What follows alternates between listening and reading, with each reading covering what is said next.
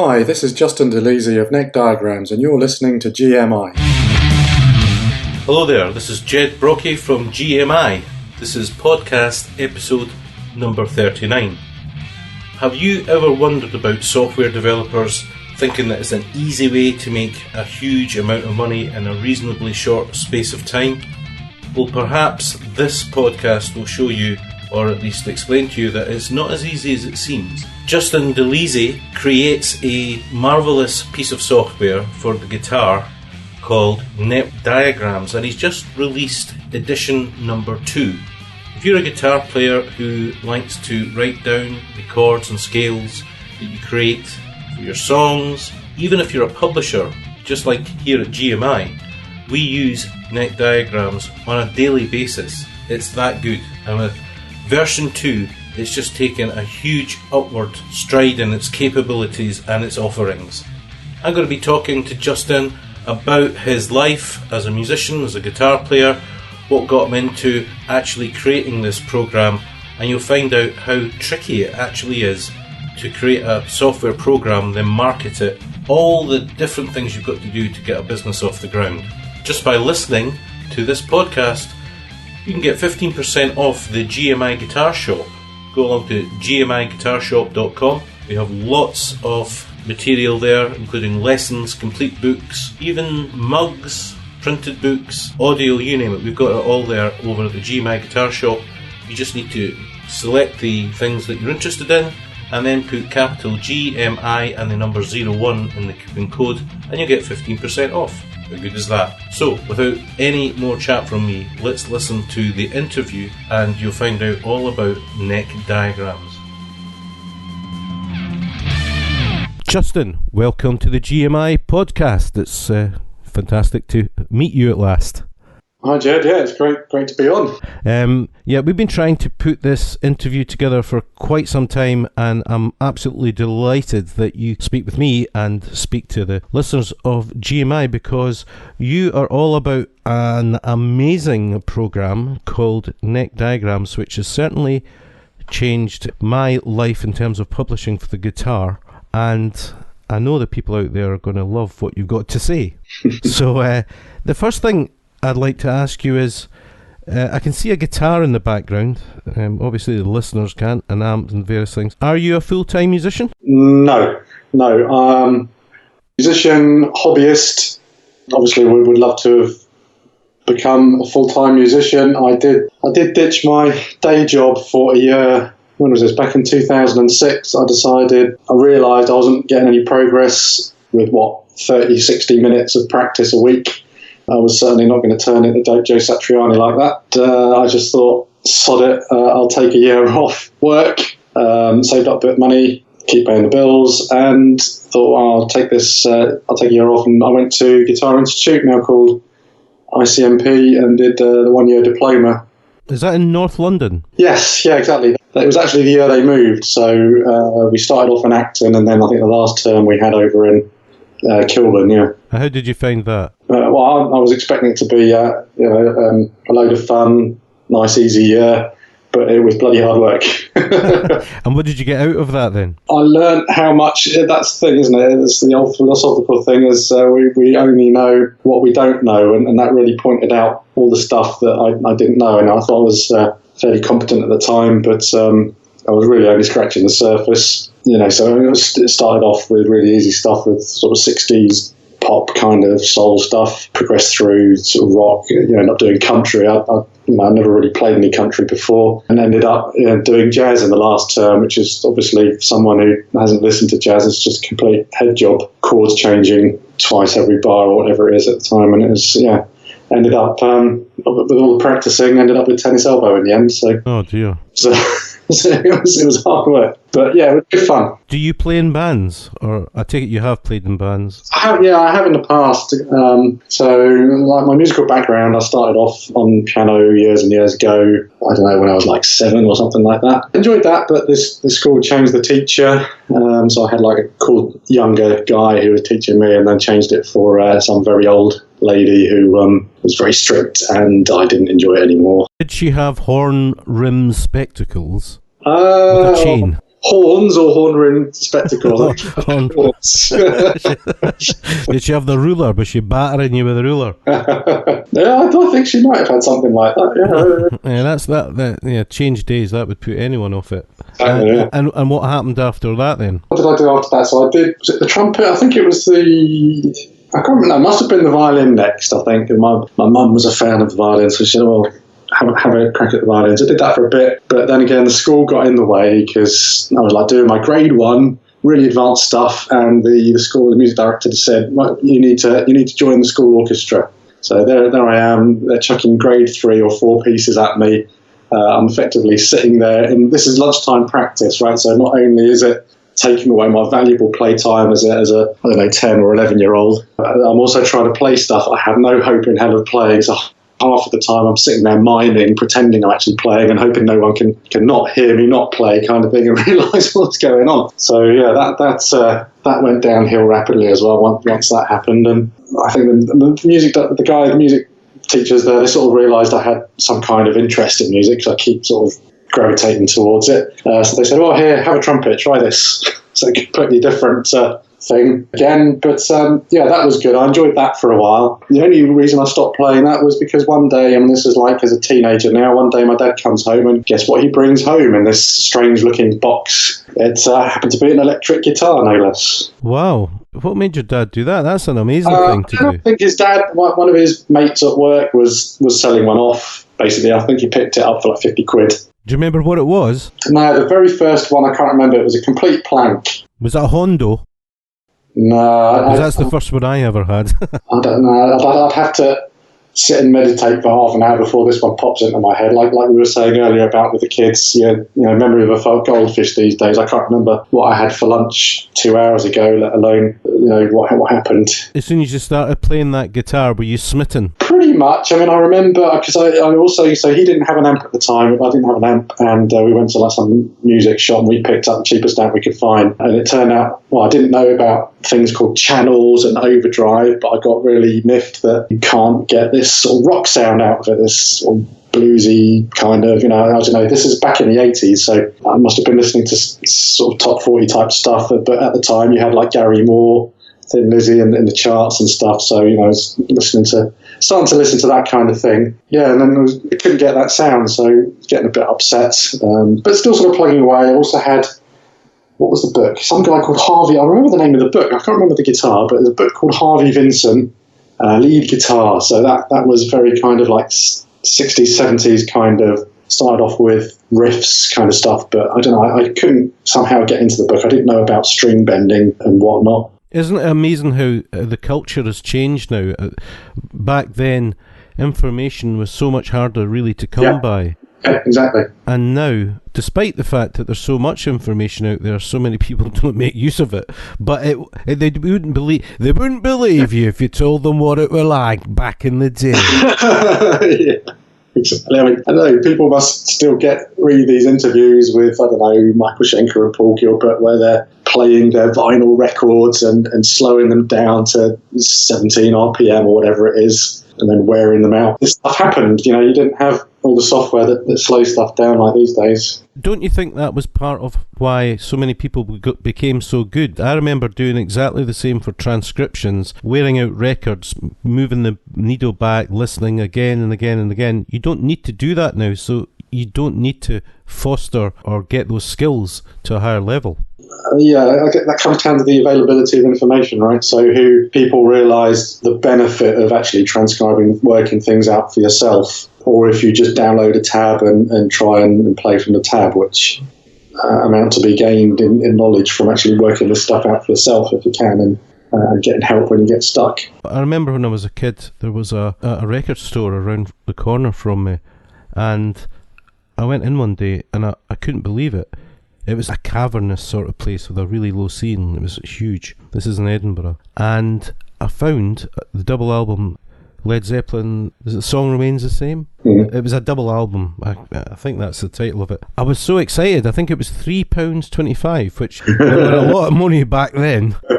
So I didn't eat my lunch for 3 days because I got 50 pence a day. And then I got some money off my mum, and I went back to that shop 3 days later and I'm scrabbling all round, and I was heartbroken because it was sold, and then at the last moment I found it. And you know, I looked at those liner notes all the way home, and I literally played that album through. Nowadays, if you want that double album, you just go on iTunes, download it, next.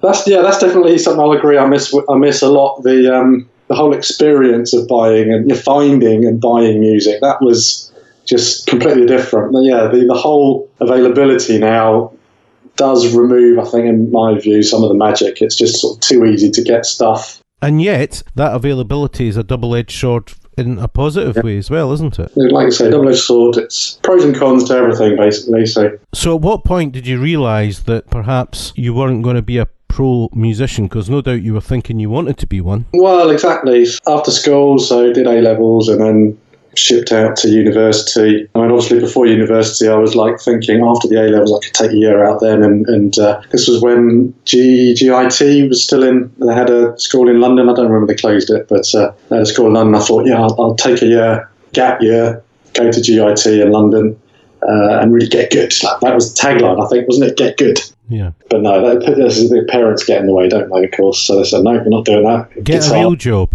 Yeah, exactly. Yeah, no, you've got to go to university. What do you mean? Play guitar? That's just fun, isn't it? You do that in spare time. So yeah, after university, sort of played in some bands and stuff. So basically after that, after university, well, I thought again after university maybe I'll do it, but move back home, get a job. It just doesn't happen basically at that point. So several years after working, it just sort of dawned on me. I was taking private lessons, but not really getting anywhere and getting frustrated, usual sort of story. And just thought, the best way, how can I really focus this and concentrate it into as short a time as possible? Yeah, and I thought, well, I'll do that. In retrospect, at the time, I was very much into the whole shred stuff, metal, shred, blah, blah, blah. So maybe, I don't know, I mentioned Satriani Via, that was the sort of stuff I really wanted to play. So maybe, I don't know, maybe I could have taken a different angle, because the benefit of the course was that you learn a whole wide range of stuff, which is fantastic. You sort of realise what it is to be a musician as such, instead of just someone practicing scales in their bedroom. Something that I tell my own students is to take all those influences of people that you admire, whatever style or genre, and then mix that with your own experience and become your own voice. Yeah, exactly. I mean, certainly having gone on the course, there's like music I would never have really listened to much. That you end up learning these songs. They're not in your CD library basically at the time, and you wouldn't think of getting them. I mean, that's the other benefit of having this music so readily available now, is that you can try so many different things and find stuff that you actually like that you might not. I mean, there was one track I absolutely loved, I remember now, reggae. There was Jimmy Cliff, The Harder They Fall, or something like that. I remember. Yeah. I don't know how, I really love that. So some of the reggae stuff, I now listening to that. I don't know, maybe that took me back to the old 80s days with sort of ska and Madness and all these guys. I don't know, but yeah, I like that. So what do you do now? Now I do neck diagrams.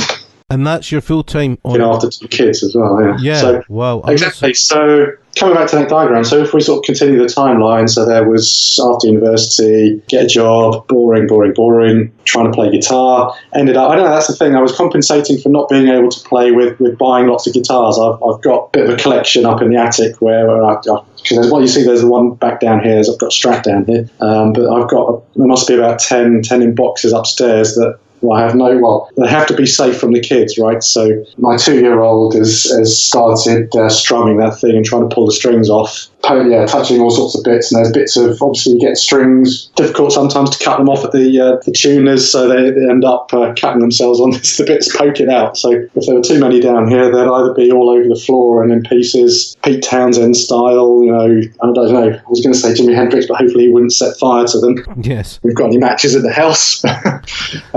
How did the idea of neck diagrams then come around? Yeah, that came about 2007. I must have started work on it. So 2006, I did the course. 2007, back to work early in the year. So 2007, I would have started on this back then, middle of the year. I don't know, after about 3 or 6 months. So after the course, me and my mate, we were going to, they have week-long courses over in Bath, or they were in Bath. Oh, right, yeah. I know what you're talking about. Future Publishing Bunch. what are they called? Mind a blank, Goldfish again. Is it the guys from Future Yeah, Publishing? yeah, exactly. Jason Sidwell and so exactly, one of the guys, Dario Cortese from ICMP actually, that does jazz stuff. John Wheatcroft, all these sort of like top shit guys. They basically everyone buggers off for a week and you play guitar intensely and jam in the evening. So yeah, that was great fun. And I was sort of showing I'd got started on this thing and had a bit of progress after 3-6 months and so I had my laptop with me at this course and I was showing it to John and some of the other guys. I said, oh yeah, this is pretty interesting. It was really, really, really, really basic. Obviously back then you could like point and click on the fretboard and that was about it. I think you couldn't really do anything else. There wasn't much to configure. But he said, yeah, no, that looks good. Can I have a copy as well? So all these people started saying, yeah, I'd like to play with that, have a go with it. So I thought, okay, I'll carry on with it, plug on. So I thought, well, maybe I can see if there's some life in this thing and see if I can try and sell it. And it took me about 18 months to get to version 1.0, I think 18 months. And that was a hard 18 months because basically giving up any kind of social life, so yeah, basically it was work, come home from work, whip out the laptop, get cracking on this other thing. And so, without getting too technical, Justin, what were the main challenges in programming neck diagrams? I don't know, it's a good question. Yeah, the idea of it being very kind of point and click and very visual the way you actually do it, because most of the software I've seen out there, it's all fixed. So you have like a window with a fretboard in it and you've just got one fretboard. You just choose a scale or a chord and it shows it to you. You're not doing anything with the fretboard. It's not interactive that way. It's just sort of showing you stuff, which obviously there's tons of stuff out there like that. And I wanted it to be, like I sort of mentioned in an email recently, that it's kind of like PowerPoint for guitarists. So you can totally open-ended and flexible. You write what you want. So you don't just say, show me this or show me that. It's totally up to you. You have a blank page, you put on it what you want. It's totally up to you what you want to write down effectively. Doing that is actually quite hard. So I started off from first principles, as it were. So this whole sort of drag and drop, rubber banding things, resizing is actually a shitload of hard work. What language, programming language? It's written in Java. That's what I was doing at the time. That's what frameworks were. And I was using this new, to me it was a new sort of graphics library called SWT, which basically maps down. It's different to regular Java because regular Java basically draws all the controls and the widgets. It draws everything. It pretends to be the native system by just drawing stuff that looks like it. But this other one, it maps down to actually underneath, it's calling native code, so the operating system draws all the controls on the screen and what have you. So it's much more native looking than regular Java applications. So what was taking up? You said for 18 months you were just working, getting home, having your tea, and then programming and going to bed. Yeah. What was the bulk of all of that work around? Was there a specific area that was doing your hidden? I'd have to go back and have a look. To fire up version 1.0 and try and remember. But exactly, that's part of the fun.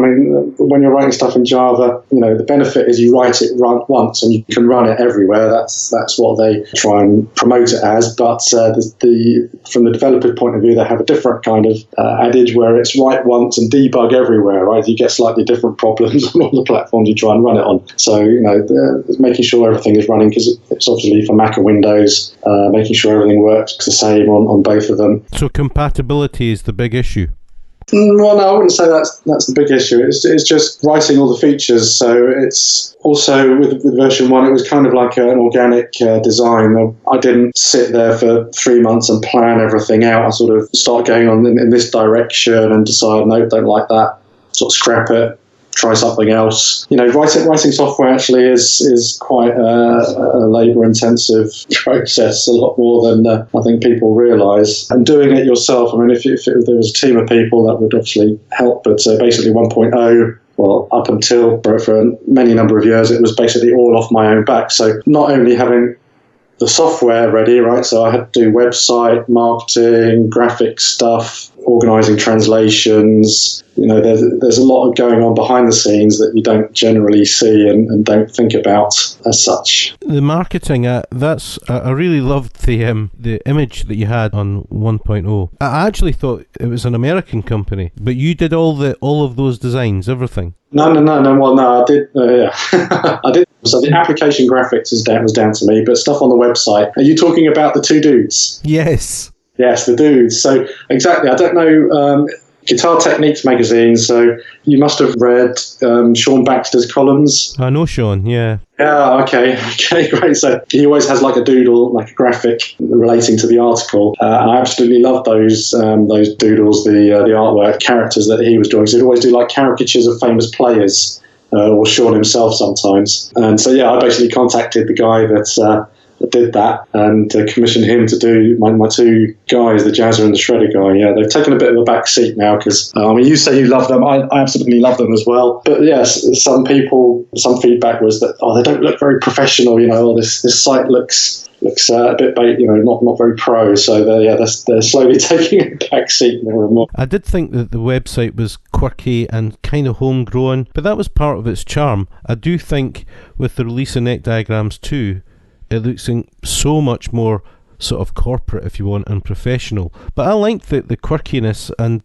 you could see that it was a labour of love. This wasn't just some big company with loads and loads of people in it. And I think that was, for me, part of the charm as someone who's running a business, kind of like you're running a business. Exactly, yeah. So version 2 out finally in March. It's I had planned to have a complete revamp of the website and redo it because it is creaking and old and a bit rusty, and it needs a lot of love. And that's one of the missions at the moment. Well, before we get on to 2, let's talk about 1, because there's so much to talk about in 1. How was it received when it was released, and how did you get the word out there, and what sort of feedback and numbers were coming through for you? And when did you realise, actually, there's something in this? Yeah, version 1 went out on sale. It was March 2009, so it's literally, version 2 is 10 years after 1.0, which is just insane. Exactly, getting word out. I don't know, I didn't really do a huge amount of marketing, I don't think. I had a website up and was offering like a beta, so some people would apply to try out the beta, so it had so people were helping out with testing earlier on. I don't know, I think it was mainly word of mouth, quite organic, so people posting on forums that they found this thing, blah, blah, blah. But I don't know, it was just whenever there was a sale, you get an email in the early days of smartphones. So like, it was 2007, the first iPhone came out, for example. So it's like a couple of years after that. So I think I was an iPhone junkie at the time, and it was great. I know it was fantastic being in the pub once it was released, and all of a sudden you get this email pop up on the phone. It's a sale, and just the rush you get when it's like, wow, someone's actually thinks this is good enough to actually buy and pay some money for, and you think, wow, that's just. Did you immediately spend all the profits on buying all your friends a celebratory drink? Yeah, probably in those days, exactly. Yeah, like next round's on me. There it goes. So did it start to build up steam, or was it a gradual drip? It's not been as fast as I would like, because that's the other downside of being a single person. Well, I was going to say startup, but it's not really a kind of startup. I think the term they use in the world is bootstrapping, where you're funding it yourself. You're not getting any investment from other people and that kind of thing. So doing everything off your own back. Not as fast as I'd like. That's the downside, is I'm a developer. So I really enjoy writing code. The sort of marketing angle is a bit sort of black magic-y and not quite as much fun. So I've not focused enough on that, and that's definitely something I'm going to be aiming to rectify now, because I've put, the last few years. So I mentioned the kids. Ever since number 2 came along, or before number 2, I realised I'm not going to be able to finish this or have enough time. Once he comes along with 2 kids, it's just going to be really hard. So I ended up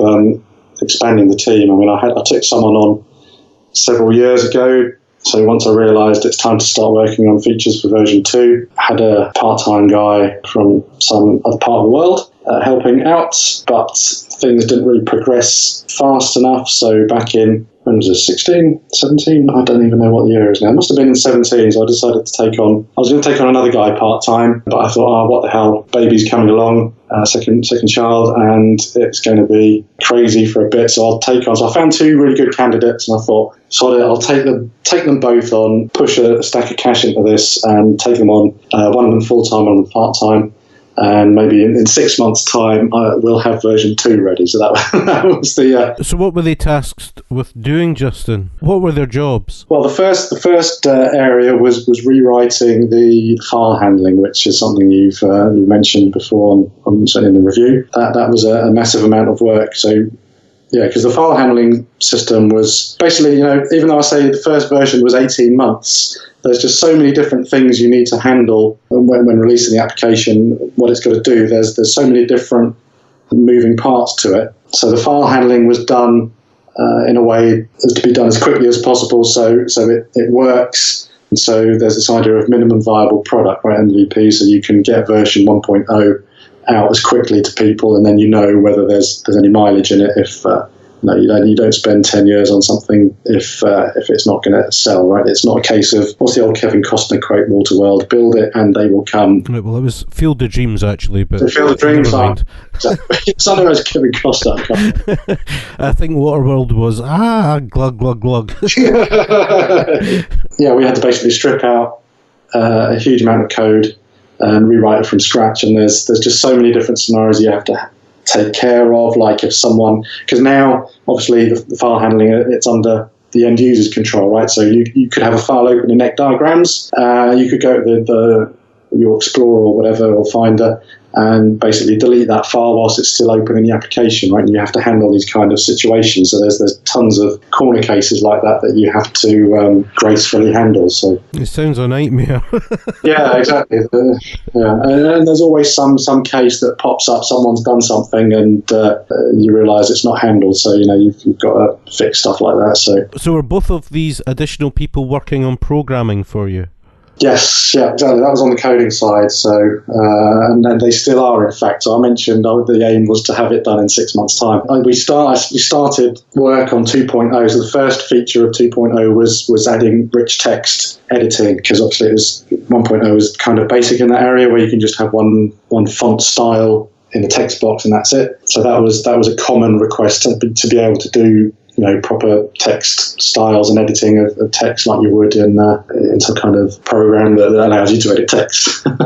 When was that? 2012, I think, early 2012. So that's like 7 years ago now. I mean, that's just bonkers. So that's what happened back then. Yeah, I hired this other guy. He was working like 10, 15 hours a week. I can't remember if I was aiming to be working doing the coding with him at the same time, but somehow I just ended up, I don't know, burnout or something, and just sort of ended shoving things onto him and letting him do it. And obviously things didn't progress. So instead it was progressed about the same rate, basically, because there's still one person doing it, even though there's two of us. I was doing other stuff. And then I think shortly after that, our first child came along, so things were pretty hectic. In version 2, how much of the code that you wrote for version 1 is still there?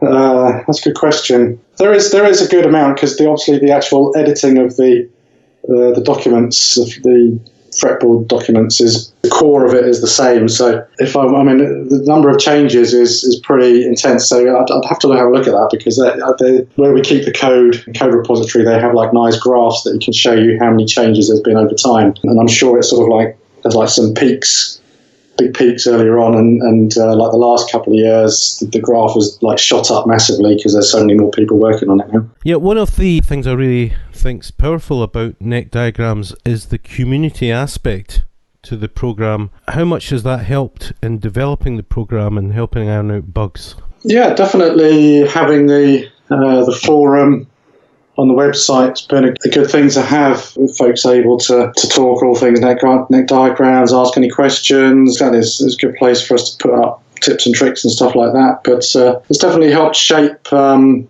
of the directions. It's a good place where someone can make some suggestions and other people say, yeah, we'd really like that too. So it's definitely been a good thing. How many users are there now of neck diagrams around the world? And I take it they come from all corners of the world? All over. It'd be interesting to do a little stat of how many different countries folks are in, but obviously the US is like the biggest user base in the US, and probably then Europe after that. I'm not sure which country would be the second top.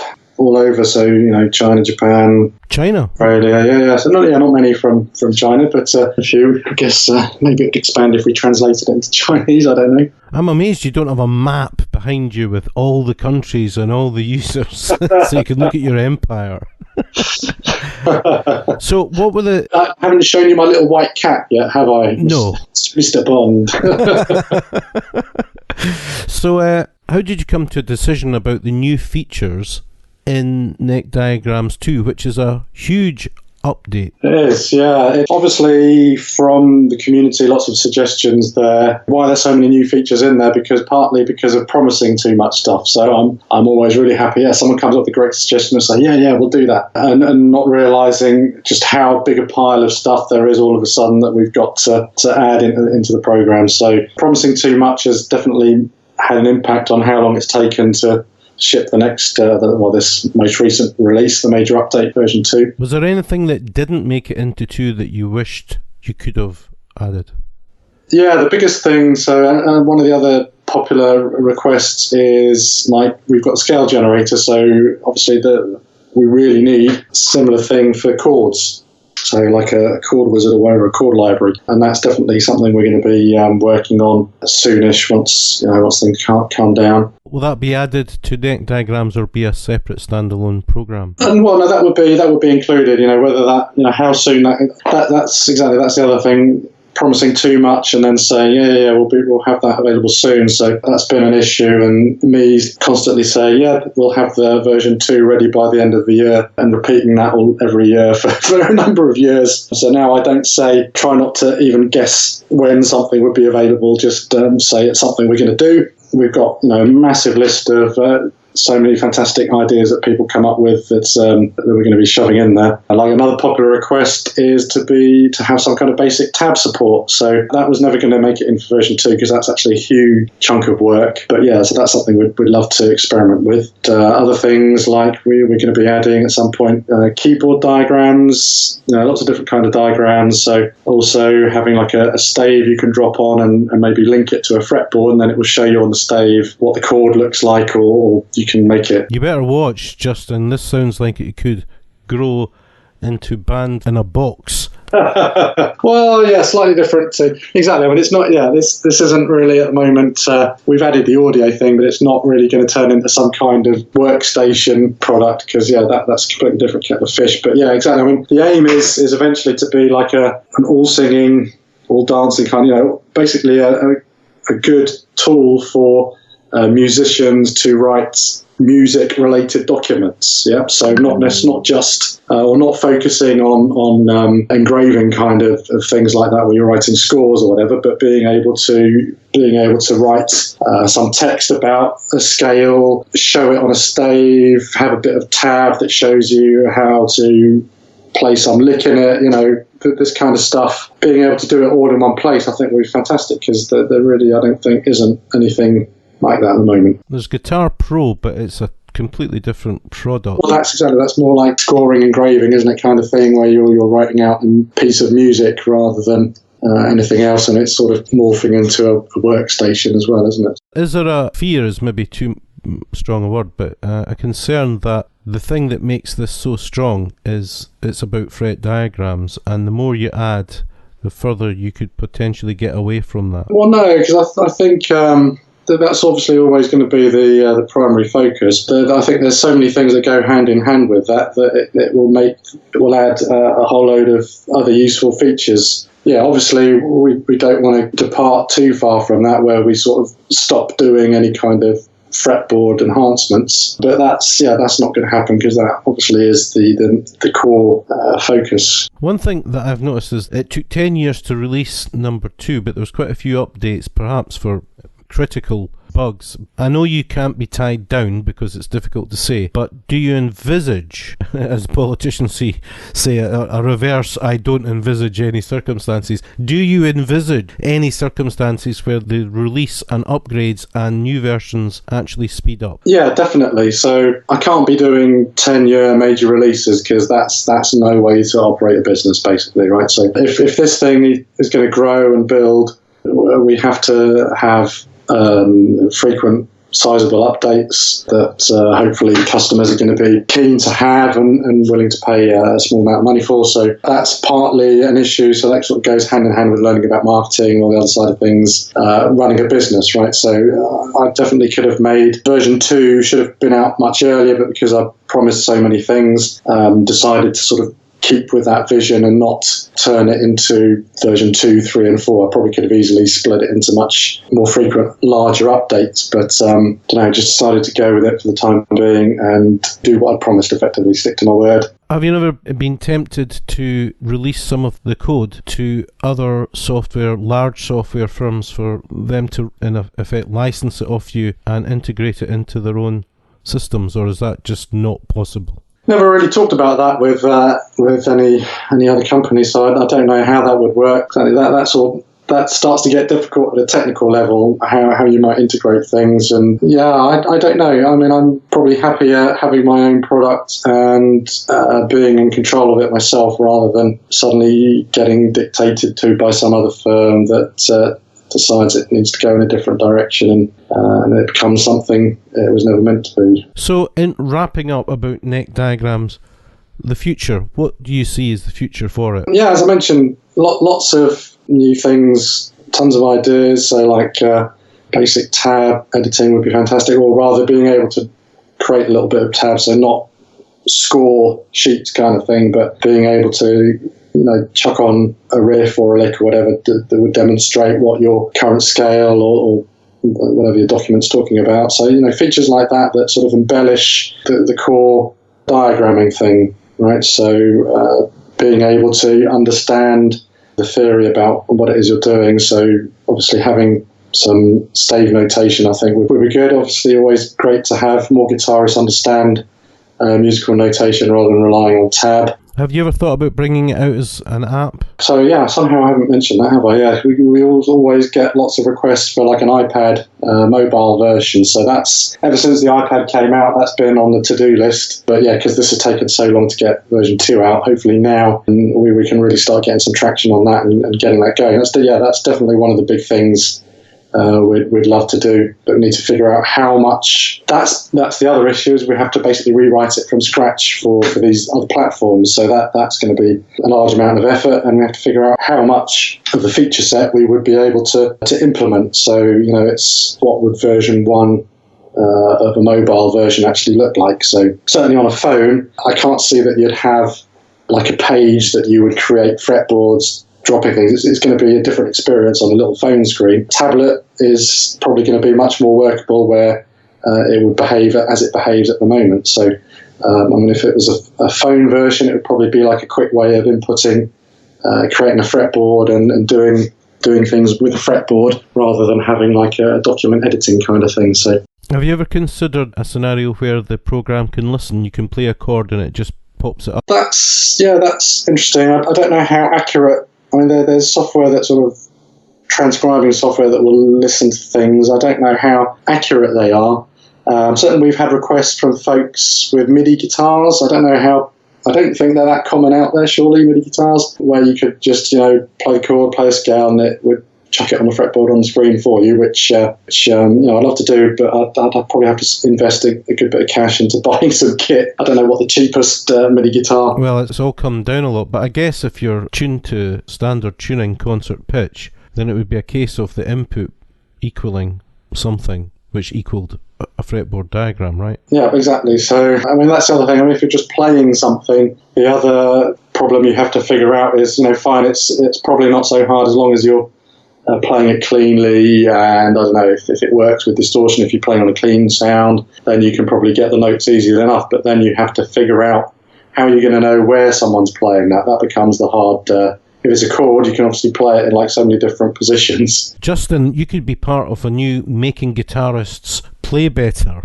Not only notating, but helping you play better. Well, exactly. That's the magic bullet, isn't it, I suppose? Everyone wants to be there. Yeah, I don't know exactly. There's tons of things. There's even things, like you were saying, one idea we had was to put in, some of the apps obviously do this kind of thing, but having like a ear training thing, obviously, where you can have a fretboard, or even just learning your notes, right? So you'd have a kind of a quiz where it pops up a fretboard and you have to click as quickly as possible all the E's or whatever all the G sharps or whatever you've got, that kind of thing, and click in like a dominant seventh arpeggio, and you get a score. So you could that would be a good way, I think, to help people learn stuff like that, where you turn it into a bit of a game. Well, listen, it's been fascinating talking to you. I'm glad I'm a musician and not a programmer, because it sounds like a world of woes, to be honest. I think you need a very specific mindset. I do remember years ago when I put a website out called Band for the Day, which was fundamentally a huge calculating machine, and we had a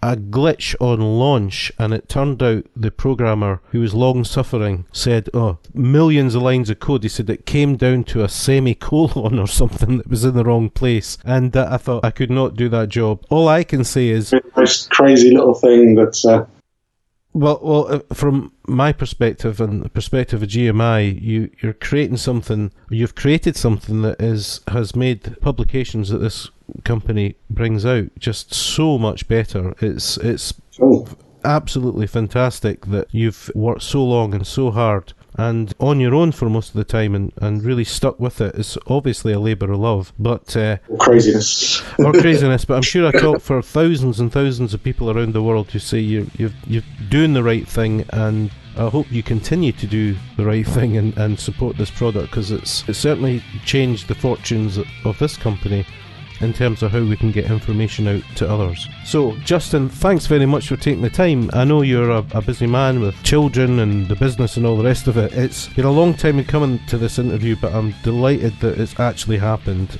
Thanks so much. Great, cheers, bye. It was a very technical at times podcast interview. I hope you managed to stick there with it. It was a bit of an eye-opener for me, all the things you've got to think about when you're creating a program, especially something that's as graphically rich as this one. And Justin has been doing it for so long, more or less on his own, until he's hired in new help. If you like the sound of neck diagrams, and there's no reason why you shouldn't, you've got to go over to the site, the GMI podcast page. We'll have links to the actual site. It's very, very reasonably costed. So thanks so much for listening to this edition, and hopefully I'll have your company on another GMI podcast coming soon with another guitar or guitar related subject. This is Ged Brockie saying bye for now.